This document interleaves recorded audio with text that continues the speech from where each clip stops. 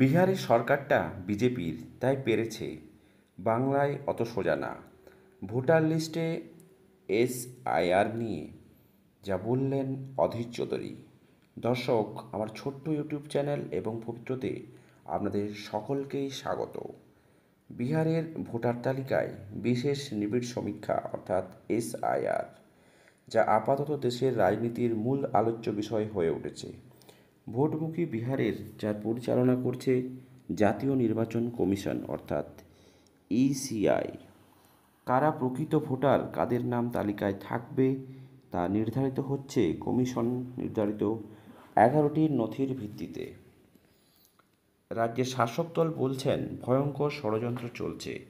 BJP বলছে যা হচ্ছে ভালোর জন্য হচ্ছে, সবটাই সংবিধানকে মেনেই করা হচ্ছে। বাংলার ক্ষেত্রে এসআইআর বিষয়টা ঠিক কতটা তাৎপর্যপূর্ণ, এই ব্যাপারে কংগ্রেস নেতা অধীর চৌধুরী বললেন, লিস্টে যা নাম থাকে সবাই তো আর ভোটার হন না, মৃত ভোটার ব্যক্তি হয়, সেটাও আমরা জানি। কিন্তু যে পরিমাণে ভুয়ো ভোটার বের হচ্ছে, মহারাষ্ট্রের ক্ষেত্রে হঠাৎ করে একটা উদ্বেগের কারণ হয়ে দাঁড়িয়েছে। লোকসভা ও বিধানসভা ভোটের মাঝখানে বিহারের ক্ষেত্রে উল্টোটা। বাংলায় যেহেতু জনসংখ্যা বেড়েছে, তাহলে মহারাষ্ট্রের মতো জায়গায় এখন তা হচ্ছে না কেন?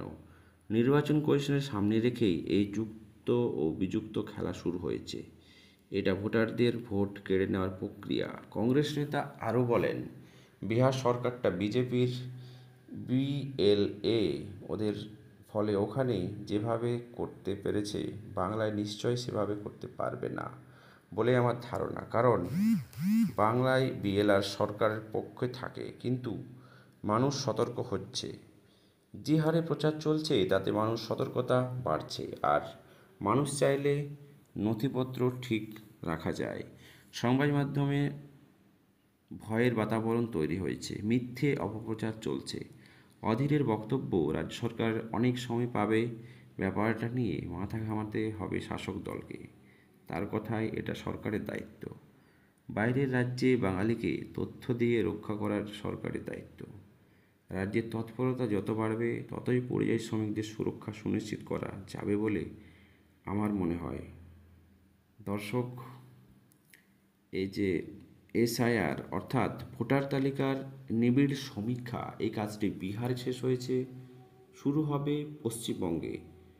পশ্চিমবঙ্গে এই যে এসআইআর অর্থাৎ ভোটার তালিকার যে সমীক্ষা, সেটা হওয়াটা ঠিক কতখানি যুক্তিযুক্ত অবশ্যই কমেন্ট বক্সে জানাবেন। চ্যানেলে নতুন হলে সাবস্ক্রাইব করে পাশে থাকবেন।